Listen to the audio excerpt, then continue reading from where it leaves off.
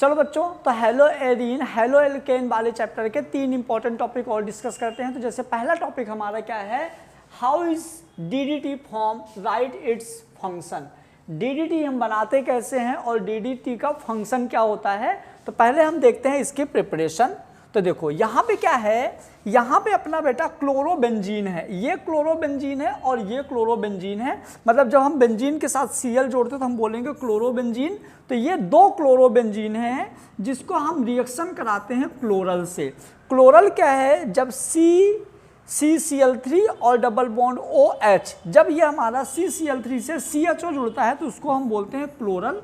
तो जब आप क्लोरल की रिएक्शन किससे कराते हो, जब आप क्लोरल की रिएक्शन कराते हो क्लोरोबेंजीन से, जब आप क्लोरल की रिएक्शन क्लोरोबेंजीन से कराते हो, याद रखना ऑब्जेक्टिव में भी आ सकता है कि जब आप क्लोरल की रिएक्शन क्लोरोबेंजीन से कराते हो किसके प्रेजेंस में, कंसंट्रेटेड H2SO4 के प्रेजेंस में, तो यहाँ पे क्या होता है, पानी बाहर निकलता है। और ये जब पानी बाहर निकल जाएगा तो ये वाला एक इससे अटैच हो जाएगा, ये वाला इससे अटैच हो जाएगा। देखो सब सेम है, यहाँ से हमने पानी निकाला था तो ये वाला कार्बन यहाँ से अटैच हो गया और ये वाला कार्बन यहाँ से अटैच हो गया, ये यहाँ से अटैच हुआ, ये यहाँ से अटैच हुआ और बन गया DDT।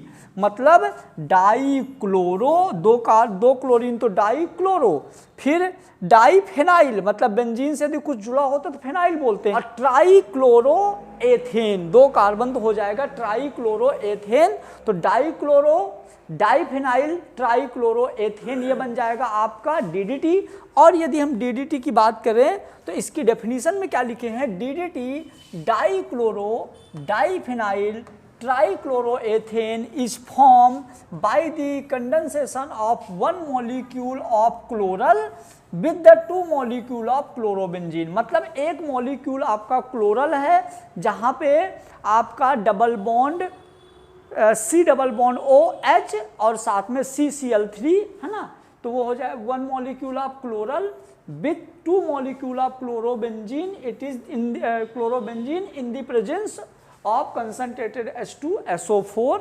मतलब यहाँ पे देखो एक बार फिर से, यहाँ पे क्या है, मतलब यहाँ पे एक बार फिर से देखो आप, यहाँ पे क्या है अपना ये क्लोरोबेंजीन क्लोरल कंसंट्रेशन H2SO4 के प्रेजेंस में बना दिया क्या, ये DDT। बेटा इसका यूजेस क्या होता है, फंक्शन क्या है इसका बेटा, फंक्शन तो it is any important pesticide, ये एक इंपॉर्टेंट पेस्टिसाइड होता है।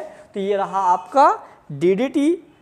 नया क्वेश्चन की बात करें बेटा तो न्यू क्वेश्चन है BHC बेंजीन हेक्साक्लोराइड।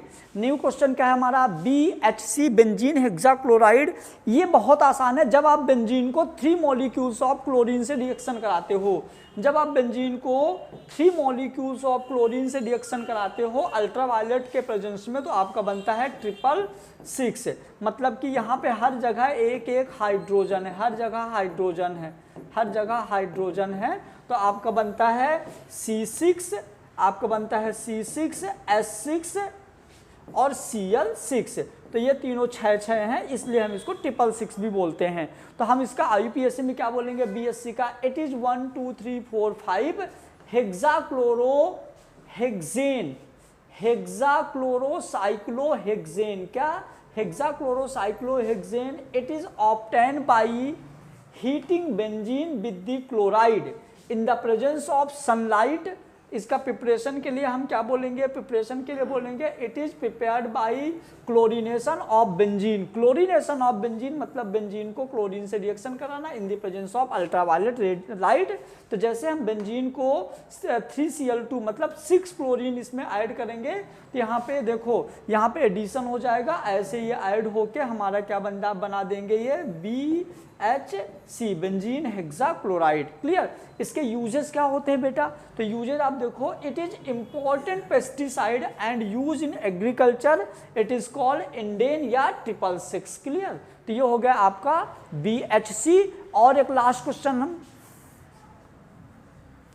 और मैं आप लोगों के साथ एक और भी इंपॉर्टेंट क्वेश्चन डिस्कस करते हैं जिसका नाम है बेटा फ्रियोन। क्या नाम है इसका, फ्रियोन। तो फ्रियोन क्या होता है एक्चुअल में, फ्रियोन को हम बोलते हैं डाईफ्लोरोमेथेन। क्या बोलते हैं, डाईफ्लोरोमेथेन। क्लियर। तो आइए यहाँ पे क्या है, It is formed by the action of SbCl2 with CCl4 in the presence of SbCl5। जब CCl4 को SbF3 के प्रेजेंस में रिएक्शन कराते हैं तो क्या बनता है SbCl3 और 3CCl2F2। यहाँ पे देखो ये फ्रियोन मतलब क्या, डाई क्लोरो 2 क्लोरीन, डाई फ्लोरो 2 फ्लोरीन और एक सी मतलब मेथेन। तो डाई फ्लोरो मेथेन बनता है। इसकी रिएक्शन ये रही। इसके यदि हम यूजेस देखें तो it is use in aerosol and, यदि इसके हम यूज देखें तो यूज क्या है, it is use in aerosol and foam.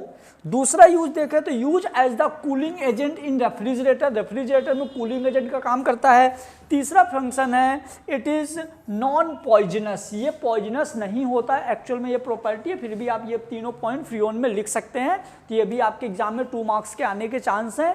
ठीक है भैया। तो चलिए, यदि आपको ऑर्गेनिक में और भी कोई प्रॉब्लम है तो आप कमेंट बॉक्स में कमेंट करके बताइए, आपको सारा एक्सप्लेन कर दिया जाएगा। Thank you so much. तो बच्चों, जैसे ही आप लोगों का एग्जाम खत्म होता है, एग्जाम खत्म होने के बाद आप लोग नीट की प्रिपरेशन करोगे, तो यदि कोई बच्चा नीट का प्रिपरेशन कर रहा है या करने वाला है तो उन बच्चों के लिए नीट का जो फुल इंफॉर्मेशन है, मैंने बताया NEET crash course important topic and full information, NEET से रिलेटेड जो भी इंफॉर्मेशन है यदि आपको वो जानना है तो आप लोग इस नंबर पर व्हाट्सअप कर सकते हैं, जहां पे नीट क्रैश कोर्स का एक अलग से ग्रुप है, वहां पे आप लोगों को ऐड कर दिया जाएगा और फुल इंफॉर्मेशन आपको वहां पे दे दी जाएगी। Thank you so much.